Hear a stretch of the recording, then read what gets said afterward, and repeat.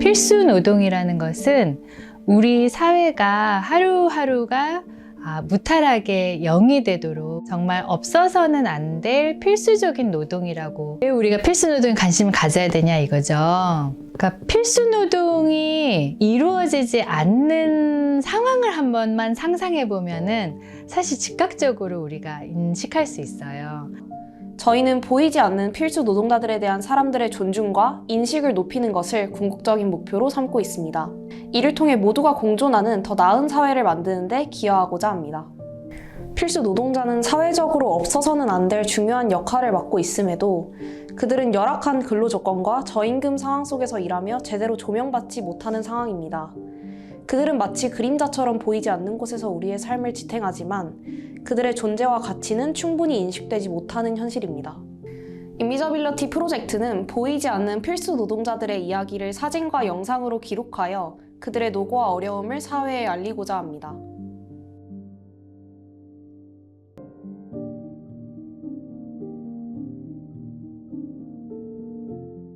제 자식인데 이 일을 한다고 사실 떳떳하게 이야기는 못하고 있어요.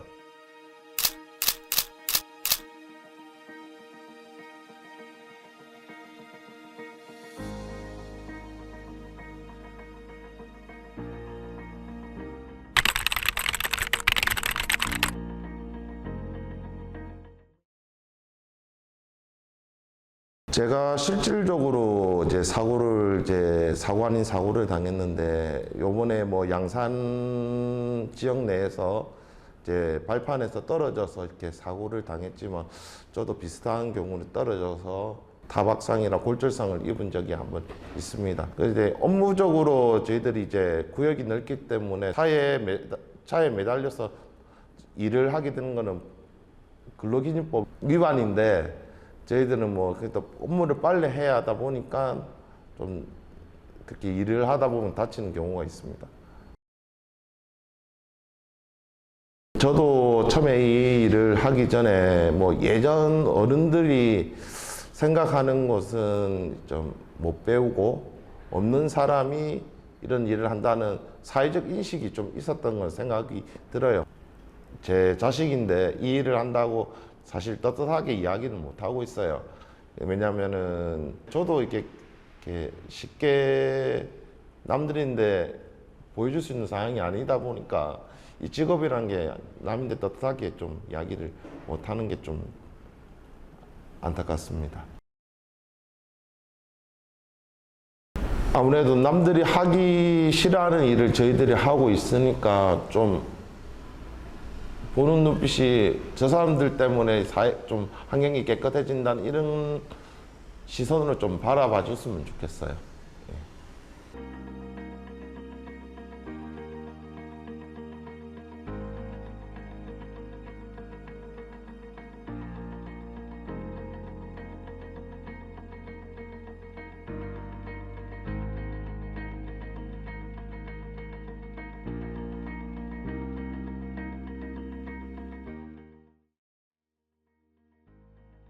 그냥 내는 짜증이니까 그냥 받아주고 우리 일이니까 그래서 조금 마음으로 안아주는 편입니다.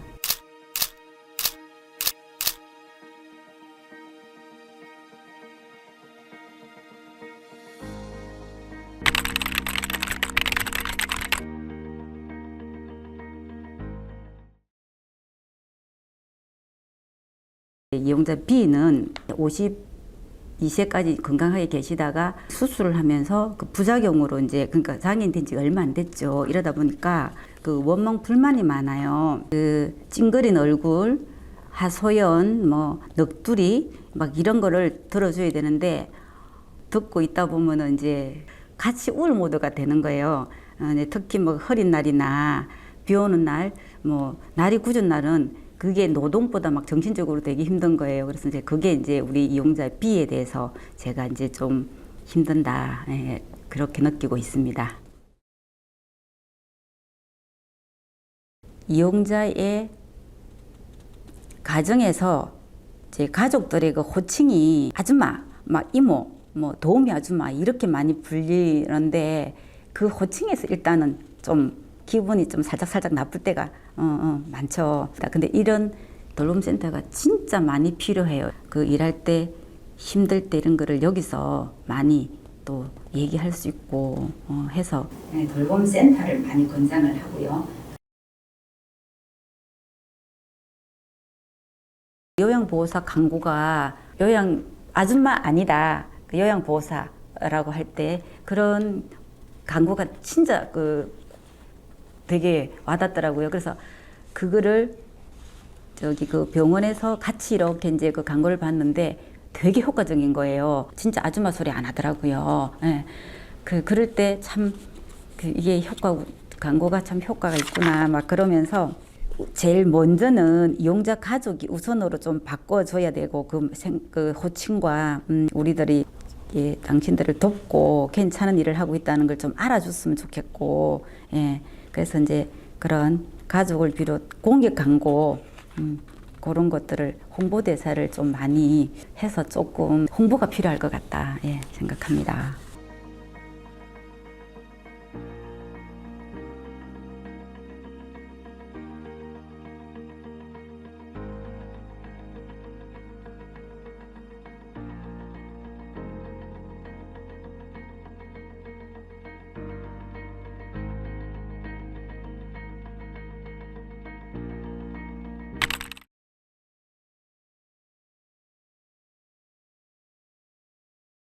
우리 자본주의 기반의 시장에서는 노동도 돈을 많이 버는 직업이 상당히 인정받는 직업, 그리고 또 부가가치를 많이 창출하는 것이 상당히 가치 있는 노동, 이렇게 우리가 너무 거기에 길들여졌죠.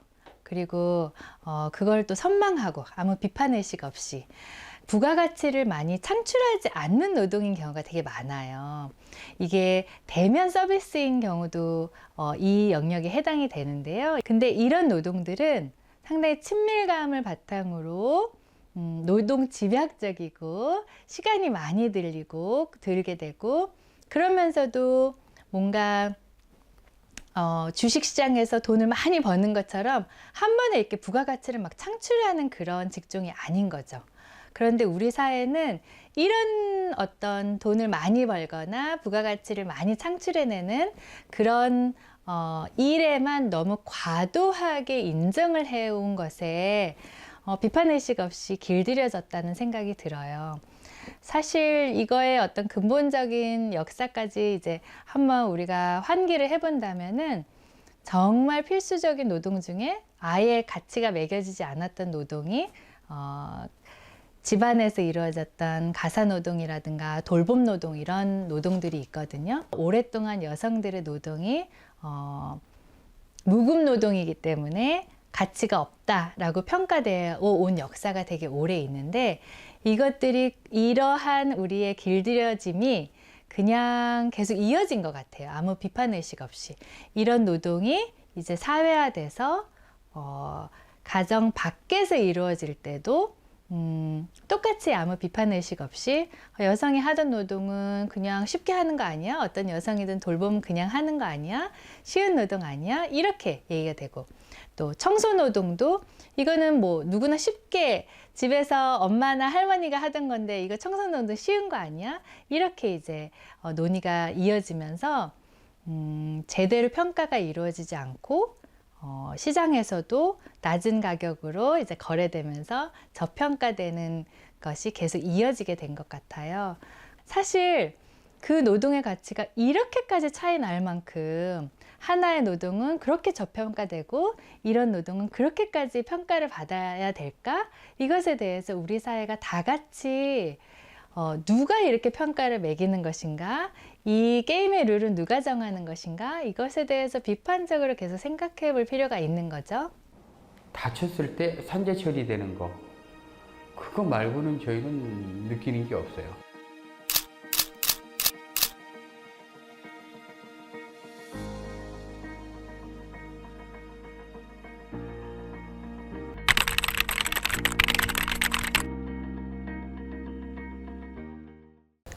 우리 회사 쪽에서 고객님들께 신선한 상품을 아침 7시까지 집 앞에 배송해드리겠다라는 그런 모토가 있지 않습니까? 그래가지고 저희는 아침 7시까지 수구라 뛰어야 될 때가 많습니다.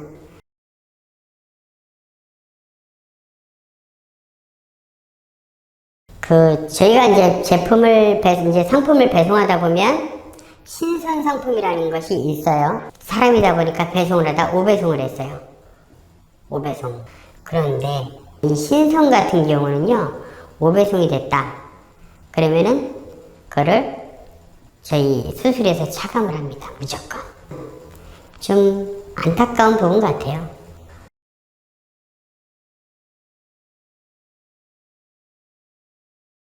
여기서 그냥 하루에 당신한테 200개의 물량을 매일 줄 테니까 정해진 구역에 정확히 배송을 해라 라고 하면 큰 무리수가 없는 한 일을 하는 데 있어서 굴곡은 없을 거라고 봐요.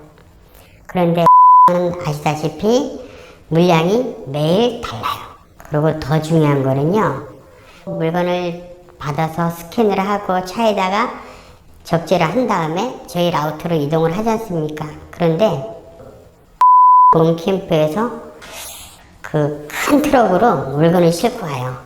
차는 늦게 오고, 간선차라고 하는데 간선차는 늦게 오고 물량은 평상시보다 많고, 그런데 그 같은 조건이에요. 7시까지 배송을 해야 되는 거. 그러면 첫 번째 타임에는 그래도 조금 텀이 있어요. 1차 물량은 크게 무리는 없는데요, 2차 물량, 두 번째 물량은 실적으로 한 바퀴를 또 돌아야 되는데 1시간밖에 없어요, 시간이. 그러니까 안타깝게 과속도 하게 되고 뛰어야 되고. 그런데 그 시간엔 당연히 1시간 동안 다 배송 못 하겠죠? 다 못해요. 그러면은 3차 물량을 같이 또 들어와서 엎어가지고 배송 못한 곳을 다시 스케줄 잡아서 몰아서 가는 거예요. 그러니까 3차 때 물량이 적다 하더라도 2차 때 배송을 못한 것들이 상당수 있게 되면 뛰어야 돼요. 오늘 새벽에도 비가 많이 왔어요. 저희 배송지 쪽은. 어차피 쫄딱 맞고, 비가 오고 눈이 오고 그런 거 상관없어요. 지금 길이 미끄럽든 뭐하든 저희는 최대한 뛰어서 배송을 해야 돼요.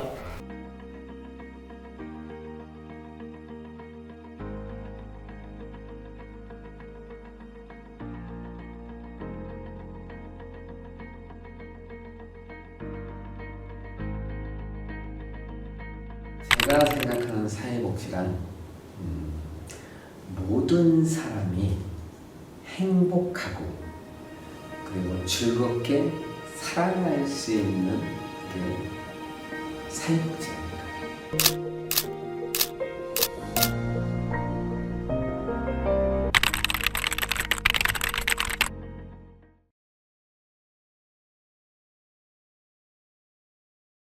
제가 시작할 때만 해도 2007년부터 07학번이니까 그때만 해도 사회복지사는 좋은 일하는 사람, 착한 일하는 사람 이렇게 인식했어요. 근데 계속 전문성을 요구하니까 전문사회복지사라고 복지관 가면, 근데 사회복지사 선생님이라고 부르는 사람들이 그렇게 많지 않아요. 좋은 일 하는 사람보다 전문가라는. 그렇죠. 전문가라는, 전문 사회복지사라는 소리. 사회복지사 하면 전문 사회복지사가 될 수 있도록.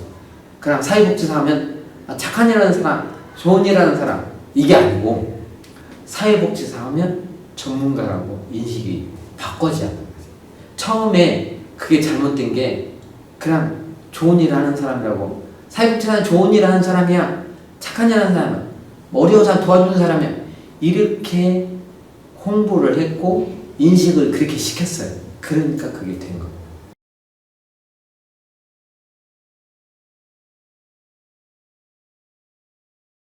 말 그대로 가치가 있어요. 제가 서비스를 주어서 상대방 클라이언트가 좋아지고, 예를 들어서 정보를 모르고 있었는데 정보를 들었더니 그런 거 있었어요, 좋아요, 감사해요, 이럴 때. 그리고 지금 같은 경우에는 경로당 다니면서 강의를 하는데 어르신들한테 웃음을 드리니까 그거 치유가 되거든요. 그러면 얼마나 가치가 있어요. 좋아하는 분이 더 많으니까. 그러니까 더 사회복지를 하는 거죠. 소화 기능이 약하기 때문에 위류관으로 식사를 해야 돼서 졸지 않도록 깨우기도 하고 오로지 들어야 하는 그런 시간에 할애할 수밖에 없기 때문에 제가 하는 일이 정말 어떤 사람에게는 삶의 희망이 될 수도 있는 일이구나.